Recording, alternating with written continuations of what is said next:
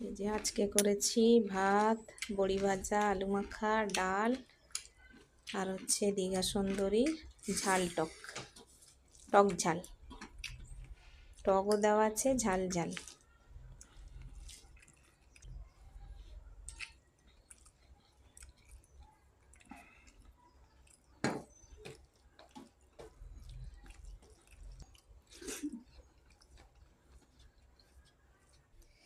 এই যে ঝাল দেওয়াটা করেছি, তো প্রথমে দিয়েছিলাম তেল, মাছগুলোকে ভেজে নিয়েছিলাম, তারপরে দিয়েছিলাম জিরে ফোড়ন আর ফোড়ন, 5 ফোড়ন, তারপরে গরম মশলা দিয়েছিলাম, তারপরে দিয়েছিলাম হচ্ছে তোমার পেঁয়াজ কুচি, লঙ্কা কাটা, ধনেপাতা, টমেটো, তো এগুলো কুচো দিয়েছিলাম।